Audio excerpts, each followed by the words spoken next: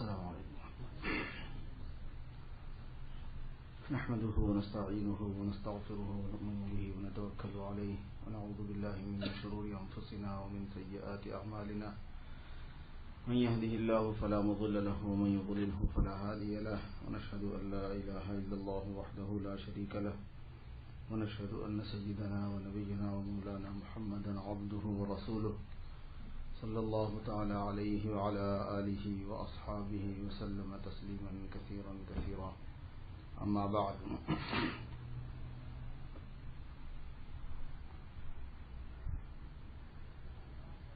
برادران اسلام،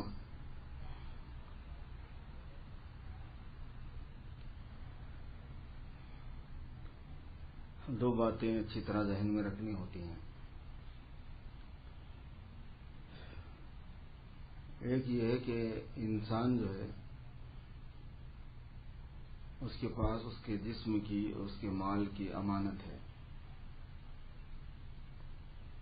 ہر آدمی کا جسم اس کے پاس ایک امانت ہے، جیسے اس کا مال اس کے پاس ایک امانت ہے۔ تو انسان کو جو جسم دیا گیا ہے وہ عمل بنانے کے لیے دیا گیا ہے، عمل بنانے کی مشین ہے جو دی گئی۔ مال بھی اسی لیے دیا گیا ہے کہ عمل بنایا جائے، جسم بھی اسی لیے دیا گیا ہے کہ عمل بنایا جائے۔ انسان کوئی مال بنانے کی مشین کا نام نہیں ہے۔ انسان کو جو جسم دیا گیا، جو صلاحیتیں دی گئی، وہ مال بنانے کی مشین نہیں ہے، بلکہ مال بھی اس کے پاس عمل بنانے کی مشین ہے، مال نہ ہو تو بھی عمل بنانے کی مشین ہے۔ دوسری بات یہ ہے کہ یہ جو عمل ہے ہمارے اپنی فہم کے اعتبار سے نہیں ہے، یہ مشینری۔ عمل کی جو نزاکت ہے وہ وحی کے ذریعے سے بتائی گئی ہے کہ اس میں کتنی نزاکت ہے، کتنی اہمیت ہے، کتنی قیمت ہے، کون سے عمل کا کیا وزن ہے، کون سے عمل کی کیا نوعیت ہے۔ اور اچھا عمل بھی بنتا ہے، اس سے خراب عمل بھی بنتا ہے، نقصان دہ عمل بھی بنتا ہے، فائدہ مند عمل بھی بنتا ہے۔ وہ چیز بھی ہمارے ادراک سے باہر۔ ہم عمل بنانے کے لیے یہ جسم دیے گئے، یہ بھی ہمارے فہم سے اوپر کی چیز تھی، ہم کو تو اندازہ نہیں تھا۔ اور عمل جو بنایا جاتا ہے تو اس میں کیا کیا نزاکتیں ہیں وہ بھی ہماری فہم سے اوپر کی چیز ہے، جو ہمیں وحی کے علم کے ذریعے سے بتائی گئی اور سمجھائی گئی ہیں۔ آسمانی علم ہی اس کا فیصلہ کرتا ہے، ورنہ انسان کا تجربہ، اس کا مشاہدہ، اس کی عقل، ان میں سے کوئی بھی چیز اس کا ادراک نہیں، اس کا فہم نہیں کر سکتی، سمجھ نہیں سکتی اس بات کو۔ اس میں نزاکت میرے دوستو یہ ہے کہ جو ہمارے اندرون میں دل ہے اس سے متعلق بے شمار اعمال ہیں۔ اب بتائیے کہ کون اس کا اندازہ کر سکتا ہے؟ جو ہمارے منہ میں زبان ہے اس سے متعلق بے شمار اعمال ہیں، اور جو ہم کو جوارح دیے گئے ہیں اس سے متعلق بے شمار اعمال ہیں۔ ہماری ذات سے بھی متعلق ہیں، لوگوں سے بھی متعلق ہیں، حقوق سے بھی متعلق ہیں، ضروریات سے بھی متعلق ہیں، اور ان سب کے مجموعے کو ایمان کہا جاتا ہے۔ ایمان کامل جو ہے مجموعے کا نام ہے۔ ایک جگہ ہم گشت میں گئے، ایک صاحب سے بات کی، کہنے کہ بس پورا دین کیا ہے پتہ ہے آپ کو؟ میں نے کہا کیا ہے؟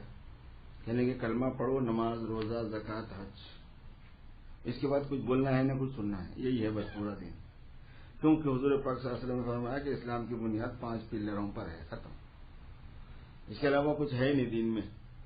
میں نے کہا یار یہ بڑا عجیب آدمی ہے۔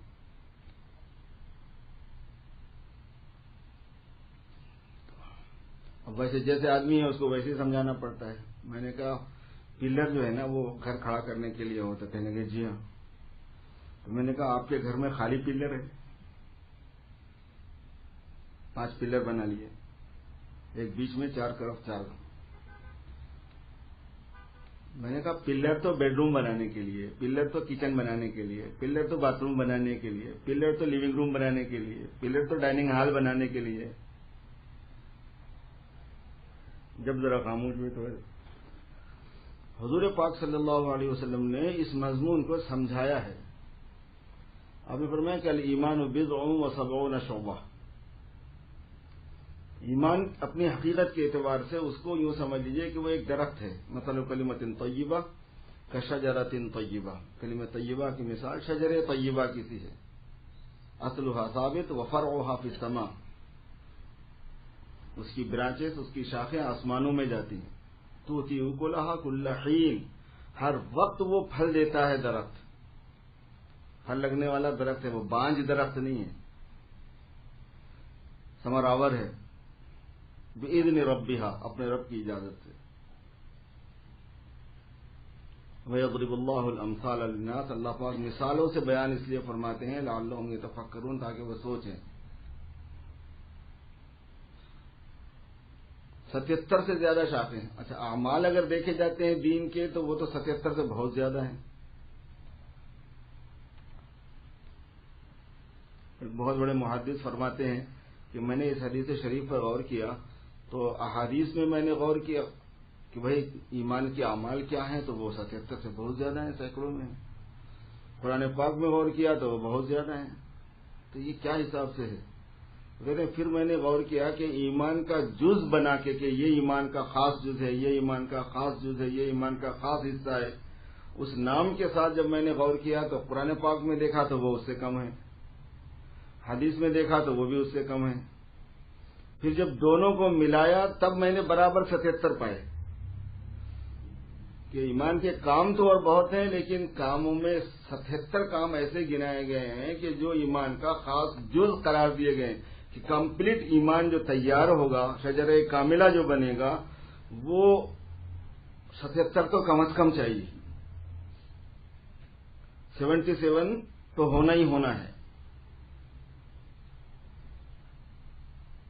اس کی یہ مشین ہے جو مجھے اور آپ کو دی گئی ہے میرے دوست. اس میں دل سے متعلق ہیں. اب جتنے ایمانیات ہیں، ایمان تو اتنا بڑا عمل ہے. ایمانیات پورے، عقیدہ رکھنا، ایمان رکھنا، یہ عمل قلب ہے، قلب کا عمل ہے یہ. اور عجیب بات یہ ہے کہ جیسے جتنی لطیف چیز ہوتی ہے اس کا اثر بھی اتنا ہی قوی ہوتا ہے. تو ہمارے فزیکل اسٹرکچر کا جو ایکشن ہے وہ، پھر اس کے بعد زبان کا ایکشن ہے وہ، پھر اس کے بعد دل کا ایکشن ہے وہ، سب سے زیادہ لطیف وہ ہے، پاورفل وہ ہے. کوئلے سے گاڑی چلائیں گے تو اس کی اسپیڈ الگ ہے، پھر پٹرول سے چلاتے ہیں اس کی اسپیڈ الگ ہے، اور پھر اس کے بعد میں الیکٹرک سے چلاتے ہیں اس کی اسپیڈ الگ ہوتی ہے. جتنی لطیف چیز یوز ہوتی جائے گی اتنا زیادہ اس کے اندر سرعت آتی جائے گی، اس کے اندر اتنے زیادہ پاور آتا جائے گا. اللہ نے قلب کو کچھ ایسا بنایا ہے، دل کو کچھ ایسا بنایا ہے کہ اس سے ہونے والے عمل میں بے انتہا لطافت ہے، بڑی تاثیر ہے. اچھا، یہ عمل کی تاثیر سمجھ میں نہیں آتی اور عمل کی تاثیر الگ الگ ہوتی ہے، وہ دکھتی نہیں کہ کون سے عمل کی کیا تاثیر ہے. یہ ٹوٹلی ڈفرنٹ دنیا ہے اور سب سے زیادہ امپورٹنٹ ہے. سب سے زیادہ انسان کے لیے سب سے زیادہ اہمیت جس چیز کی ہے وہ یہی ہے. اور صوفیاء کے بیانوں سے، علماء کے بیانوں سے، قرآن حدیث کے نصوص میں اس طرح غور کرنے سے یہ سمجھ میں آتا ہے کہ اللہ پاک نے ہمارے عمل میں ایک ایسی بات رکھی ہے کہ پوری کائنات پر اس کا اثر پڑتا ہے. یعنی ہم کوئی ایکشن کر رہے ہوتے ہیں تو بادل بھی متاثر ہیں، دریا بھی متاثر ہیں، پہاڑ بھی متاثر ہیں، ہوا بھی متاثر ہے، آسمان و زمین متاثر ہے، چاند و سورج متاثر ہیں، ستاروں کا نظام متاثر ہوتا ہے. ایسی بات ہے، یہ ایسے بٹن ہے. یہ انسانی جسم کو کائنات کے ساتھ میں جوڑا گیا ہے. حضرت مولانا یوسف صاحب رحمۃ اللہ علیہ کا ملفوظ میں نے اس سے پہلے بھی آپ کو سنایا تھا. وہ فرمایا کرتے تھے کہ ہم جو تشہد میں اشہد ان لا الہ پڑھتے ہیں، پتہ ہے کہ اس کی تاثیر کیا ہے؟ انگلی اٹھاتے ہیں توحید کے اشارے میں، بظاہر تو یہ کہ ہم نے اٹھا دی، 1 سیکنڈ میں ختم. فرمایا کہ حضور پاک صلی اللہ علیہ وسلم نے چاند کی طرف جو انگلی کا اشارہ فرمایا تھا جس سے چاند 2 ٹکڑے ہو گیا تھا، پھر حضور ہی نے تشہد میں انگلی اٹھائی. فرمایا کہ یہ تشہد میں انگلی کا اٹھانا چاند کی طرف انگلی کے اٹھانے سے زیادہ طاقتور ہے، یہ اس سے زیادہ پاورفل ہے. اس کا پاور کل قیامت میں سامنے آئے گا. انسان کے عملوں کا اثر وہ سامنے آنے کی جگہ الگ بنائی گئی ہے، مگر ہے وہ. اور دلیل یہ دیا کرتے تھے، سنا کہ وہ جو اشارہ کیا گیا تھا چاند کی طرف وہ دلیل نبوت کے طور پر تھا، ثبوت، پروف آف نبوت، کیونکہ وہ معجزہ ہے، معجزہ دلیل نبوت ہوا کرتا ہے. اور تشہد میں جو آپ انگلی اٹھاتے تھے وہ مقصد نبوت کے طور پر ہے. اس لیے یہ آپ کو نبوت دی گئی، اسی لیے آپ کو بھیجا گیا تھا کہ توحید کو ظاہر کریں، توحید کی تعلیم دیں، توحید پر عمل کریں، توحید کا عمل انجام دیں. اور دلیل جو ہوا کرتی ہے وہ کم پاور کی ہوتی ہے مقصد سے. تو جو دلیل نبوت کے طور پر عمل ہوا اس میں جتنا پاور ظاہر ہوا اللہ نے اپنی قدرت سے ظاہر فرمایا. مقصد نبوت میں جو پاور ہے وہ بھی اللہ پاک اپنی قدرت سے ظاہر فرمائیں گے، لیکن وہ اس سے بھی بڑا ہوگا. اس لیے مجدد الفسانی رحمۃ اللہ علیہ کے ملفوظات میں یہ ہے کہ لوگ حضور کی سنتوں والی زندگی کو معمولی سمجھتے ہیں. کر لیا ثواب ہے، نہیں کر لیا تو کوئی بات نہیں ہے، حالات اچھے نہیں ہیں، معاشرہ اچھا نہیں ہے، لوگ کیا بولیں گے. اس سے زیادہ کم عقلی کی کوئی بات نہیں ہو سکتی کہ حضور کے عمل کو آدمی حالات سے تول کر دیکھے. اس سے کم عقلی کی کوئی بات نہیں ہو سکتی. حالات سے نہیں تولا جا سکتا حضور کے ایکشن کو. دونوں میں کوئی تقابل نہیں ہے. ساری دنیا اور ساری دنیا کے حالات ایک طرف، اور حضور کی معمولی سی کوئی ایک سنت جس کو دنیا معمولی سمجھتی ہے وہ زیادہ بھاری ہوگی. اور میں ایک بھی حضور پاک صلی اللہ علیہ وسلم کے عمل کا نور اگر اللہ پاک جو حقیقت میں ہے دنیا میں ظاہر فرما دے تو ساری، یہ مجدد الفسانی کا ملفوظ ہے جس کا مفہوم یہ ہے کہ اگر ایک بھی آپ کی سنت کا نور اللہ پاک دنیا میں ظاہر فرما دے تو اس کی نور کو پوری انسانیت برداشت نہیں کر سکتی اس دنیا میں. اس کے نور کو ساری انسانیت برداشت نہیں کر سکتی اس دنیا میں، تو آخرت میں اس کا ظہور ہونے والا ہے. اور مجدد صاحب جو ہیں وہ بڑے صاحب کشف تھے، یعنی عالم آخرت اور عالم مثال اور عالم روحانیت کا مشاہدہ کرنے والوں میں سے تھے. وہ کشف ایک قسم کی قوت ہوتی ہے جو اللہ پاک عطا فرماتے ہیں انسان کو. پھر یہ 2 قسم کا ہوتا ہے، کشف الہی ہوتا ہے، کشف کونی ہوتا ہے. جو کشف الہی ہوتا ہے اس میں اسماء و صفات کی تجلیات کھلتی ہیں، وہ بھی ان کو حاصل تھا. جو کشف کونی ہے وہ کائنات کی چیزیں کھلتی ہیں، وہ بھی اللہ پاک نے ان کو عطا فرمایا ہوا تھا. تو انوار نبوت کو دیکھا انہوں نے، حضور صلی اللہ علیہ وسلم کے عملوں کے انوار کو دیکھتے تھے. وہ ان کے بتانے سے ہی پتا چلا کہ وہاں پنجاب میں ایک جگہ ہے براس نام کی، انہوں نے کہا کہ یہاں انبیاء علیہ السلام مدفون ہیں. ان سے پوچھا گیا کہ اس کی کیا دلیل ہے، کہنے لگے مجھے نظر آ رہے ہیں اس لیے.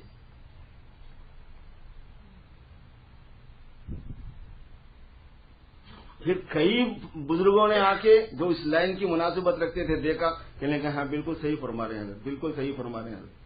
اب تو باضابطہ بورڈ ہی لگا دیا گیا ہے کہ انبیاء کے مزارات ہیں. اس کا ثبوت حضرت مجدد صاحب کا بیان سے ہی شروع ہوا تھا. اور کہنے لگے انہوں نے ہی مجھے متوجہ کیا کہ جو ہمیں نہیں دیکھ سکتا وہ نہیں دیکھ سکتا، جو دیکھ سکتا ہے وہ بھی نہیں دیکھ رہا. یہ انہوں نے شکایت کی تھی تو میں آیا. وہ کہہ رہے ہیں کہ حضور پاک صلی اللہ علیہ وسلم کے اعمال کے جو انوارات ہیں، سنتوں کے جو انوارات ہیں، اس میں ایک ایک میں اتنا نور ہے کہ شمس و قمر میں وہ نور نہیں ہے، چاند و سورج میں وہ نور نہیں ہے. اب اندازہ کیجئے کہ جب سورج کا ہنڈا دنیا میں نمودار ہوتا ہے تو کیا کچھ چمک جاتا ہے، پوری دنیا کو کیسا جگمگ کر دیتا ہے. حضور پاک صلی اللہ علیہ وسلم کے ایک ایک ایکشن میں وہ بات ہے. ہمیں وہ چیز دی گئی ہے. ہمارے دل سے متعلق اعمال ہیں بے شمار، ہماری زبان سے متعلق اعمال ہیں بے شمار، ہمارے جوارح سے متعلق اعمال ہیں بے شمار. ہم عمل بنانے کی مشین ہیں. مال بھی ہمیں عمل بنانے کے لیے دیا گیا، جان بھی ہمیں عمل بنانے کے لیے دی گئی. اور عمل بنانے کا مطلب کوئی بہت محنت کرنا نہیں ہوتا ہے. یہ بٹن ہے، یہ اسموتھ بٹن، کوئی زیادہ لمبا کام نہیں ہوتا. آدمی آنکھ کھولتا ہے دیکھتا ہے، بٹن دب گیا. کتنی بڑی چیز سے اس کا تعلق ہے نا. زبان آدمی کی حرکت کر گئی، بٹن دب گیا. کتنی بڑی چیز سے اس کا تعلق ہے آدمی کو اندازہ نہیں. کل ہی ہم حدیث شریف پڑھ رہے تھے بخاری کی، ہلکے سے زبان پر جملے جاری ہوتے ہیں جس میں کوئی وزن نہیں ہے، لیکن میزان عمل میں بہت بڑا وزن ہے. خفیفتان علی اللسان ہے لیکن ثقیلتان فی المیزان ہے، بڑا وزن ہے اس کا. حضرت مولانا انعام الحسن صاحب رحمۃ اللہ علیہ فرمایا کرتے تھے کہ جب غیبت اور جھوٹ یہ دونوں کام کیے جاتے ہیں، جو زبان کی عمل ہے، جب جھوٹ کہی جاتی ہے زیادہ اور غیبت کی جاتی ہے تو آب و ہوا خراب ہو جاتی ہے. اس کا اثر آخرت میں جو پڑتا ہے وہ تو پڑے گا، لیکن دنیا میں اس کا شیڈ آتا ہے. اصل عمل کا جو نتیجہ ہے، ریزلٹ ہے، وہ آخرت میں ہے، دنیا میں نہیں ہے. کسی بھی عمل کا آدمی کے ریزلٹ دنیا میں نہیں ہے، آخرت میں ہے اصل. لیکن آخرت میں جو بن اور بگڑ رہا ہوتا ہے اس کا شیڈ دنیا میں پڑتا ہے. اتنا متاثر ہوتا ہے آدمی کی کائنات اس سے اتنی متاثر ہوتی ہے. فرمایا کہ جب غیبت اور جھوٹ کہی جاتی ہے تو اس سے آب و ہوا متاثر ہو جاتے ہیں دونوں، اور آب و ہوا متاثر ہونے کے بعد میں بیماریاں آتی ہیں. اور یہ فرمایا کرتے تھے کہ جو بیماریاں غیبت اور جھوٹ کی وجہ سے آب و ہوا کے خراب ہونے کی وجہ سے آ رہی ہوں وہ دواؤں سے نہیں جایا کرتی، وہ توبہ سے ہی جائیں گی. ان کا علاج توبہ ہے. وہ اپنا شیپ بدلتی ہیں، وہ بیکٹیریا اور وہ وائرس جو ہے وہ اپنی حالتیں بدلتے رہتے ہیں. یہ دوا نکال لی، وہ دوا نکال لی، اس نے دوسری شکل اختیار کر لی، وہ دوا نکال لی، وہ دوا نکال لی، اس نے تیسری شکل اختیار کر لی. ہمارے عملوں میں یہ بات رکھی ہوئی ہے میرے بھائی. اس لیے زبان یہ بھی بہت احتیاط کی قابل ہے. کلمہ پڑھنے کے لیے ہے، ذکر کرنے کے لیے ہے، تلاوت کرنے کے لیے ہے، استغفار کرنے کے لیے ہے، درود شریف پڑھنے کے لیے ہے، امر بالمعروف کرنے کے لیے ہے، نہی عن المنکر کرنے کے لیے ہے، دعوت الی اللہ کا عمل انجام دینے کے لیے ہے، کلمہ طیبہ لوگوں کے ساتھ اچھی بات کرنے کے لیے ہے، خوش خلقی کے لیے ہے. اور اس میں بڑا اثر ہے. صرف سبحان اللہ کہنا، الحمدللہ کہنا آسمان و زمین کے قلابوں کو ثواب سے بھر دیتا ہے. جو آدمی 100 مرتبہ کلمہ پڑھتا ہے ایک دن میں، اس دن کے ثواب کو کوئی دوسرا آدمی نہیں پہنچ سکتا جب تک کہ دوسرا بھی نہ پڑھ لے، اور کسی دوسرے عمل سے نہیں جایا جا سکتا. اور زبان کا عمل ہے، کوئی خرچہ نہیں، کچھ نہیں. یہی حال دل کا ہے. دل کا تو اس سے بھی زیادہ پاورفل ہے. ایمان کا تعلق دل سے ہی ہے اور اس کے اظہار کا تعلق زبان سے ہے. ایمان لانا یہ دل کا عمل، اور زبان سے اس کو ظاہر کرنا، اس کلمے کو پڑھنا، یہ زبان کا سب سے بڑا عمل ہے. الایمان بضع و سبعون شعبہ، ایمان کی 77 شاخیں ہیں. اعلیٰ قول لا الہ الا اللہ، اس میں اعلیٰ ترین لا الہ الا اللہ کا بول ہے. تو ایمان اپنی حقیقت کے اعتبار سے دل کا عمل ہے، لیکن اس کا جو شعبہ ہے، سب سے بڑی اس کی جو تنا ہے، وہ زبان سے اس کا اظہار ہے. 70 سال کا پاپی صدق دل سے آدمی کہہ دیتا ہے ایک مرتبہ لا الہ الا اللہ، سارے گناہ دھل جاتے ہیں. الاسلام یہدم ما کان قبلہ، اسلام ختم کر دیتا ہے اس سے پہلے کے سارے گناہوں کو. اور ایمان آدمی کے پاس میں نہیں ہے تو عملوں کا مکلف نہیں ہے آدمی، اس لیے عمل اس کے ذمے نہیں رہتے. جب کوئی مسلمان ہوتا ہے تو اس کو اب تک کی نمازیں، روزے وغیرہ کی قضا نہیں ہوتی. تو مسلمان اس سے یہ سمجھا کہ مسلمان بھی اپنے گناہوں کے زمانے میں جو عمل نہیں کیا، جب توبہ کرتا ہے تو اس کے ذمے قضا نہیں ہے. یہ غلط فہمی ہے، بہت بڑی گمراہی ہے. لیکن نہیں، نمازوں کی قضا کی کوئی ضرورت نہیں ہے، روزوں کی قضا کی ضرورت نہیں ہے. اور قیاس کرتے ہیں اپنے آپ کو بے ایمانوں کے ساتھ، کافروں کے ساتھ. کافر جب تک ایمان نہیں لایا اس کو وہ عمل کا مکلف نہیں ہے، ذمہ دار نہیں ہے. اور عمل کرتا بھی تو فائدہ کچھ نہیں تھا، تو اس لیے عمل اس کی طرف متوجہ نہیں ہوتا. بغیر ایمان کی عمل معتبر ہی نہیں ہے. اس لیے جب وہ ایمان لایا تو اس کے ذمے نہیں ہے نماز روزہ. لیکن جو مسلمان ہونے کی حیثیت سے بڑا ہوا، بالغ ہو گیا، تو اب اس کے ذمے تو آ گیا. جس کے ذمے آ گیا وہ تو قرضہ ہے. اللہ کا بھی قرض ہوتا ہے، بندوں کا بھی قرض ہوتا ہے. اللہ کا بھی رائٹ ہے، بندوں کا بھی رائٹ ہے. کوئی آدمی اپنی بیوی کو 3 مہینے کا خرچہ نہیں دیا، خدا نہ خاصا تفریق ہو گئی تو عدالت کیا کرتی ہے؟ 3 مہینے کا خرچہ دلاتی نہیں دلاتی؟ کہ نہیں جو ہو گیا تو ہو گیا, نہیں پورا قرضہ دو بھائی, 6 مہینے کا 6 مہینے کا دو.